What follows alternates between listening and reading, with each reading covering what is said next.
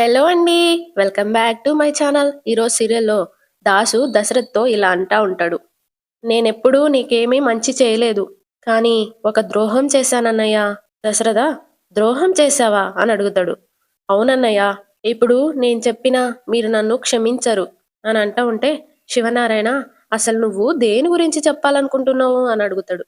దాసు జోష్నను చూస్తూ జోష్న గురించి అనగానే అందరు షాక్ అయితారు. కార్తీకేమో మావయ్య నిజం చెప్పేసేలా ఉన్నాడు.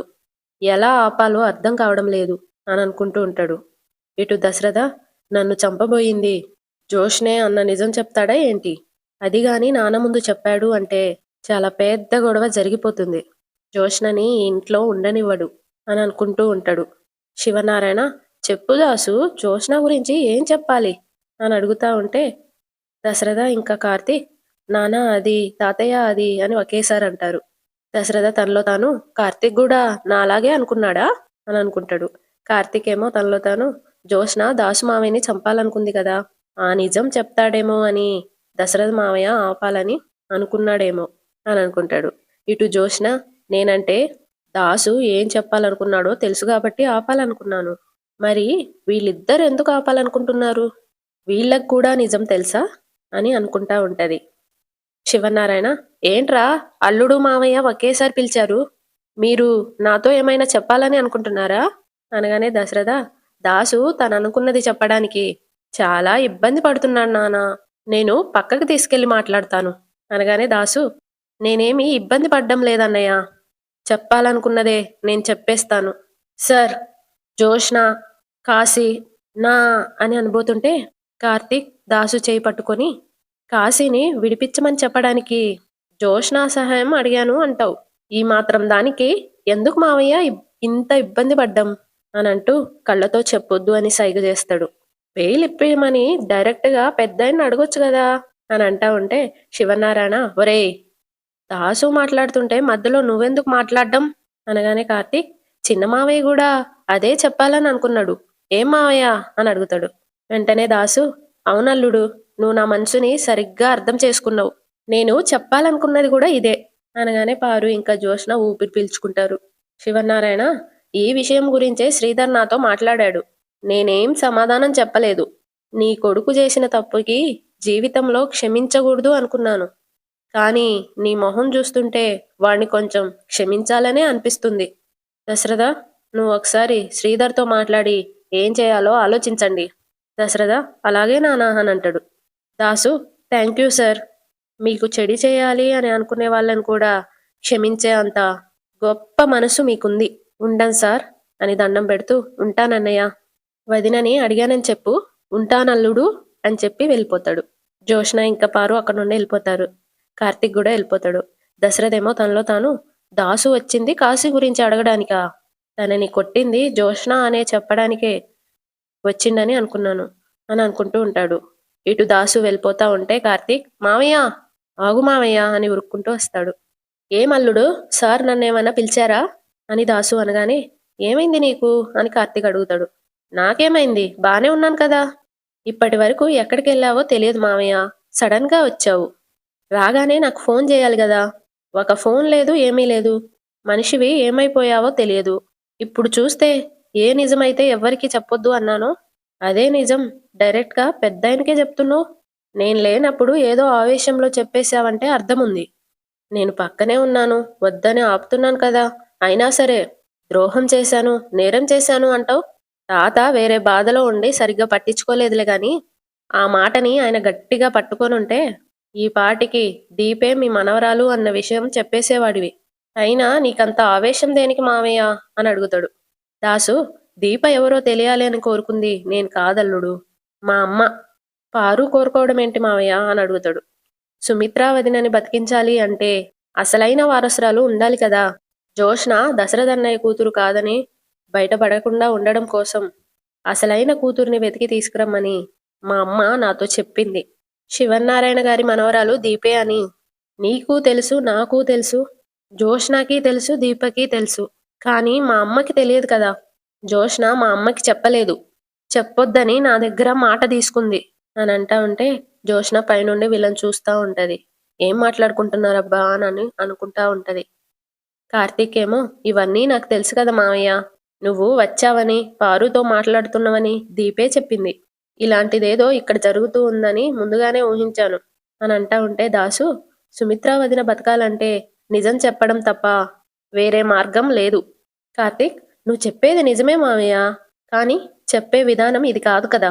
ఇప్పుడు ఒక పెళ్లి కార్కి యాక్సిడెంట్ అయింది. పెళ్లి కొడుకు హాస్పిటల్ బెడ్ మీద ఉన్నాడు. చావాల్సిన వాడు బ్రతికాడు, స్పృహలోకొచ్చాడు.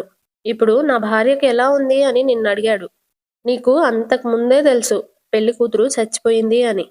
ఇప్పుడు పెళ్లి కొడుకుతో నిజం చెప్తావా, అబద్ధం చెప్తావా అనగానే దాసు, అబద్ధమే చెప్తాను అని అంటాడు. ఎందుకు అబద్ధం చెప్పడం మావయ్య? నిజం చెప్పేయొచ్చు కదా. దాసు ఏమో, అంటే వాడు కాస్త కోలుకున్న తర్వాత చెప్పాలి కానీ అప్పుడే చెప్పేస్తే తట్టుకోగలడా అని అంటా ఉంటే కార్తీక్, కూతురి విషయంలో అత్త పరిస్థితి కూడా ఇలాగే ఉంది. అసలు ముందు అత్తకి తనకి బ్లడ్ క్యాన్సర్ అన్న విషయం కూడా తెలియదు. చెప్పే ధైర్యం ఇంట్లో వాళ్ళకి లేదు. దాన్ని పాజిటివ్గా రిసీవ్ చేసుకునే ధైర్యం అత్తకి లేదు. నేను కూతుర్ని కాదని జోష్నా చెప్పలేదు. దీపే కూతురని నేను చెప్పలేను. బోన్ మ్యారో ట్రీట్మెంట్ చేయాలంటే అది దీపు ఉంటేనే అవుతుంది మావయ్య అని అంటా ఉంటే దాసు, అప్పుడు దీపే కూతురని చెప్పాలి కదా. కార్తీకేమో, ఎప్పుడైనా నిజం తెలియాల్సిందే, కానీ దానికి సమయం సందర్భం ఉంది కదా అనగానే దాసు, అల్లుడు ఎప్పుడేం చేయాలో నాకంటే బాగా నీకే తెలుసు. అనవసరంగా తొందరపడ్డాను. సారీ అల్లుడు. కార్తీక్, సారీ కాదు మావయ్య. ఇప్పుడు నా పరిస్థితి ఎలా ఉంది అంటే ఎవరిని చూసినా కంట్లో నీళ్లు తిరుగుతున్నాయి. ఒక పక్కేమో భయంగా ఉంది అనగానే దాసు, అల్లుడు అందరికీ ధైర్యం చెప్పాల్సింది నువ్వే అల్లుడు అని అంటా ఉంటే కార్తీక్, పారు మళ్ళీ అడిగితే ఏం చెప్తావు మావయ్య? దాసు, మా అమ్మకి ఏదో ఒకటి అబద్ధం చెప్తానులే అని అంటా ఉంటే దాసుకు ఫోన్ వస్తుంది. చూసి, శ్రీధర్ బావ ఫోన్ చేస్తున్నాడు. ఎందుకు చేశాడో మాట్లాడు మావయ్య అని కార్తీక్ అంటాడు. ఎక్కడున్నానో తెలుసుకోవడానికి అయి ఉంటదిలే, నేను వెళ్తానులే అల్లుడు. హలో బావా అని ఫోన్ లిఫ్ట్ చేసుకుంటూ నడుచుకుంటూ వెళ్ళిపోతాడు. కార్తీక్ ఏమో తనలో తాను, జోష్న పారుతో దీపే అసలైన వారసురాలని చెప్పేస్తే వీళ్లతో కొంచెం జాగ్రత్తగా ఉండాలి అని అనుకుంటూ లోపలికి వెళ్ళిపోతాడు. జోష్న ఏమో, వీళ్ళిద్దరూ ఇంతసేపు మాట్లాడుకున్నారు అంటే దాసు నా గురించి బావతో ఏమైనా చెప్పాడా? కానీ బావ ప్రవర్తన చూస్తుంటే అనుమానంగానే ఉంది. ఎందుకైనా మంచిది నేను కొంచెం జాగ్రత్తగా ఉండాలి అని అనుకుంటూ ఉంటది. ఇటు స్వప్న సోఫాలో కూర్చొని ఎదురు చూస్తూ ఉంటది. వాళ్ళమ్మొచ్చి, స్వప్న భోంచేద్దాం గని రా అని అడుగుతుంది. నానేంటమ్మా ఇంతవరకు రాలేదు? ఆయన వస్తారులే స్వప్న, నాన్నని రాని అమ్మా, ఇద్దరం కలిసి తింటాం అని స్వప్న అంటా ఉంటే కావేరి, అదిగో మీ నాన్న వస్తున్నారు. శ్రీధర్ రాగానే స్వప్న, హాయ్ నాన్న, ఈరోజు లేట్ అయిందేంటి అని అడుగుతుంది. శ్రీధర్, ఓ గెస్ట్ని పలకరించడానికి వెళ్ళానమ్మా, అందుకే లేట్ అయింది అనగానే స్వప్న, ఎవరా గెస్టు అని అడుగుతుంది. నాతో పాటే మన ఇంటికి కూడా వచ్చాడమ్మా, బయటే ఆగిపోయావే, లోపలికి రా. బయట నుండి కాశీ ఇంకా దాసు వస్తా ఉంటారు. కాశీని చూసి స్వప్న కోపంతో రగిలిపోతుంది. కాశీ గుమ్మంలోకి అడుగు పెట్టబోతాడు. వెంటనే స్వప్న, అక్కడే ఆగు అని గట్టిగా అంటది. నానా, ఈ మనిషిని మన ఇంటికి ఎందుకు తీసుకొచ్చావు అని అడుగుతుంది. శ్రీధర్ స్వప్న అనగానే, అసలు ఈ మనిషిని బయటికి ఎందుకు తీసుకొచ్చావు? కాశీ స్వప్న అని అంటాడు. నువ్వు మాట్లాడుకు, నీకు మాట్లాడే రైట్ లేదు అని అంటా ఉంటే శ్రీధర్, తప్పు చేశాడు కాదనడం లేదు, సరిదిద్దుకునే అవకాశం ఇవ్వాలని అని అనబోతుంటే స్వప్న గట్టిగా, ఎన్నిసార్లు సరిదిద్దుకునే అవకాశం ఇస్తావు నానా? మరీ ఇంత మంచితనం పనికిరాదు. నువ్వు ఇంత మంచోడివి కాబట్టే నిన్ను తీసుకెళ్లి పోలీస్ స్టేషన్లో కూర్చోబెట్టాడు. నువ్వు తప్పు చేశావని సాక్ష్యం చెప్పాడు. కాశీ చెప్పింది అబద్ధం కాదు నానా, నిజమే. నువ్వు తప్పు చేశావు నాన్న. ఆ తప్పేంటో తెలుసా? ఇతన్ని ఇంట్లో పెట్టుకోవడమే. అక్కడితో వదిలేకుండా పిఏగా పెట్టుకున్నావు. అన్నింటికి ఒకేసారి కృతజ్ఞత చెప్పాడు. దాసు, అది కాదమ్మా అనంటూ లోపలికెళ్ళి, నీ బాధకి ఒక అర్థం ఉందమ్మా, నువ్వేమన్నా నేను కాదన్ను అనగానే స్వప్న, కాదనకపోవడం కాదు మావయ్య, కాశీ చేసింది తప్పు కాదు, మోసం, ద్రోహం. చెడ్డవాళ్లతో చేతులు కలిపి తను ఎవరిని మోసం చేస్తున్నాడో మర్చిపోయాడు. ఒక మనిషిని ఇన్నిసార్లు క్షమించాల్సిన అవసరం లేదు అని అంటా ఉంటే దాసు, సరేనమ్మా, ఇప్పుడు నువ్వు నా కొడుక్కి ఏం శిక్ష వేస్తావో వెయ్యి అనగానే స్వప్న కన్నీళ్లు తుడుచుకుంటూ, ఇలాంటి వాళ్ళకి శిక్ష ఒకటే మావయ్య, ఏంటమ్మా అది అని దాసు అడుగుతాడు. విడాకులు తీసుకోవడం మావయ్య అనగానే అందరు షాక్ అయితారు. కావేరి స్వప్న అని అంటది. అవునమ్మా, ఈ మోసగాడితో నేను కలిసి బ్రతకలేను. కాశీ స్వప్న అని అంటాడు. వద్దు కాశీ, నీ ఆలోచనలు అభిప్రాయాలు వేరుగా ఉన్నప్పుడు మనం కలిసి ఉండలేం అనగానే కాశీ నువ్వు మాత్రం నన్ను అర్థం చేసుకున్నావా అని అడుగుతాడు. స్వప్న అందుకేనా జోష్నాతో వెళ్ళి చేతులు కలిపావు? తీసుకెళ్ళి పోలీస్ స్టేషన్లో కూర్చోబెట్టినా బుద్ధి రాలేదా అని అంటది. దాసు షాక్ అయిపోయి జోష్నతో చేతులు కలపడం ఏంటి అని అంటా ఉంటే శ్రీధర్ ఏం లేదు బావా అని అనబోతాడు. స్వప్న అకౌంట్స్ దొరికిపోయాయని అని అంటది. వెంటనే శ్రీధర్ స్వప్న అనవసరమైన విషయాలు మాట్లాడకు. కాశీకి కోర్టు బెయిల్ ఇప్పించి బయటికి తీసుకొచ్చాను. తను నిర్దోషి అని నిరూపించుకోవడానికి తనకొక ఛాన్స్ ఇవ్వమన్నాడు, ఇచ్చాను. నిరూపించుకుంటాడో జైలుకి వెళ్తాడో అన్నది తన ఇష్టం అని అంటా ఉంటే స్వప్న ఈ మనిషి ఎక్కడికైనా పోనీ నానా, మేమిద్దరం అయితే కలిసి ఉండలేం. తను ఈ ఇంట్లో ఉంటే నేను మా అన్నయ్య ఇంటికి పోతాను, లేదా తననే బయటికి పొమ్మని చెప్పండి. కావేరి స్వప్న నువ్వు కంగారు పడుకు అని అంటది. లేదమ్మా, ఈ మనిషితో నేను ఉండలేనమ్మా. కన్న తండ్రిలా చూసుకునే మామగారినే వెన్నుపోటు పొడిచిన వ్యక్తి, భార్య నమ్మకాన్ని నిలువుగా తగిలెట్టిన వ్యక్తి, ఇలాంటి మనిషిని క్షమించడం కంటే అంతకు మించిన పాపమేముండదు. అయినా సిగ్గు లేకుండా మన ఇంటికి ఎలా వచ్చాడో అర్థం కావడం లేదు. మా మొహాలు చూస్తుంటే నీకు తప్పు చేశాను అనే ఫీలింగ్ కూడా కలగడం లేదా? శ్రీధరేమో స్వప్న మనం కూర్చొని మాట్లాడుకుందాం అని అంటాడు. మనం కూర్చొనే మాట్లాడుకుందాం నాన్నా, కానీ నమ్మక ద్రోహం చేసిన మనిషితో నిలబడి కూడా నేను మాట్లాడలేను. పొమ్మనండి బయటికి అనగానే కాశీ కోపంగా పోతాను, నా విలువేంటో నీకు తర్వాత అర్థమవుతుంది, పోతాను అని వెళ్ళిపోతాడు. అందరూ కాశీ కాశీ అని అంటా ఉంటారు. దాసు కాశీ కాశీ అని పిలుచుకుంటే వెనకాలే వెళ్ళిపోతాడు. శ్రీధర్ ఏంటి స్వప్న ఇది? నాకు కాశీ మీద కోపం ఉంది, కానీ హ్యాండిల్ చేసే విధానం ఇది కాదు కదా. కోపాన్ని కాస్త కంట్రోల్లో పెట్టుకోవచ్చు కదా అనగానే స్వప్న ఆ మనిషిని చూస్తుంటేనే అసహ్యం వేస్తుంది నాన్న. అయినా అతనితో నేను కలిసి ఉండలేను. మీరు క్షమించినా నేను క్షమించను. మరోసారి మన ఇంటికి తీసుకురాకండి అని చెప్పి అక్కడి నుండి వెళ్ళిపోతుంది. కావేరి స్వప్న అని అంటూ ఏంటండి ఇది అని ఏడుస్తూ అడుగుతుంది. శ్రీధర్ చేసుకున్న పాపం భగవంతుడు తిరిగి ఏదో ఒక రూపంలో ఇస్తాడు. ఒక ఆడదాన్ని నేను మోసం చేశాను, నా కూతుర్ని మరొకడు మోసం చేశాడు. ఈ తప్పులన్నీ ఎక్కడో ఒక చోట సరిదిద్దుకోవాలి అని అంటా ఉంటాడు. ఇటు కాంచన కార్తీక్తో దీపతో నేను చెప్తాన్రా అని అంటా ఉంటే అక్కడికి దీప వస్తా ఉంటది. కాంచన దీప అనగానే దీప ఏంటత్తయ్య అని అడుగుతుంది. కాంచన మళ్ళీ నేను చెప్పేంత వరకు నువ్వు మా పుట్టింటికి వెళ్ళొద్దు అని అంటా ఉంటే దీప దేనికి అని అడుగుతుంది. కాంచన ముందు నువ్వు ఇలా రా కూర్చో. దీప కూర్చుంటది. దేనికి అంటే ఆ ఇంటి పరిస్థితులు బాలేవు దీప. ఆ మాటికొస్తే ఆ ఇంటి పరిస్థితులే కావు, ఆ ఇంట్లో వాళ్ళ పరిస్థితులు కూడా బాగోలేవు. ఈరోజు జోష్న ఏం చేసిందో చూసావు కదా. దానికి ఎంత తిట్టినా బుద్ధి రాదు. మళ్ళీ ఇవన్నీ మనసులో పెట్టుకొని నన్నేమనలేక నా కొడుకునేమీ చేయలేక ఈ కోపాలన్నీ నీ మీద చూపిస్తుంది అనగానే దీప నేను ఊరుకుంటానా అని అంటది. వెంటనే కాంచన మంచి వాళ్లతో యుద్ధం నిజాయితీగానే ఉంటుంది, ఎదుర్కోవచ్చు. కానీ చెడ్డవాళ్లతో యుద్ధం చాలా ప్రమాదకరం. వాడికి నీతి నిజాయితీ ఏది ఉండదు, ఎట్నుందైనా దాడి చేస్తాడు. అప్పుడోసారి నువ్వు కింద పడిపోతుంటే మా సుమిత్రొదిన కాపాడింది.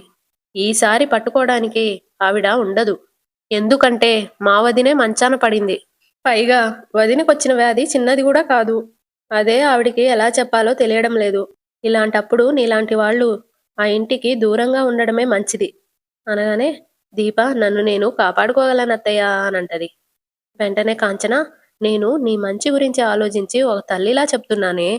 దీప నేను కాదనడం లేదత్తయ్య, బిడ్డ క్షేమం నా బాధ్యత అని నీతో చెప్పాను కదత్తయ్య. చెప్పడం కాదు దీప అనగానే దీప సారీ అత్తయ్య, అందరూ బాగున్నప్పుడు నన్ను ఆ ఇంటికి వెళ్ళొద్దు అని అడ్డుపడినా కాదనేదాన్ని కాదులే గాని ఇప్పుడు ఆ ఇంటికి నేను అవసరం, వెళ్ళాలి అని అంటా ఉంటే కాంచన నువ్వు ఆ ఇంటికి అవసరమా? ఎలా అవసరం? నువ్వేమైనా ఆ ఇంటి వారసురాలివి అనుకుంటున్నావా, లేదా సుమిత్రావతిని నీ కన్న తల్లి అనుకుంటున్నావా అనగానే దీప ఏడుస్తూ అవునత్తయ్య. సుమిత్రమ్మ నా కన్న తల్లే. కార్తీక్, దీపా అని అంటాడు. అప్పుడు దీప, నన్ను వాళ్ళ కన్న బిడ్డలాగే చూసుకుంటున్నారు.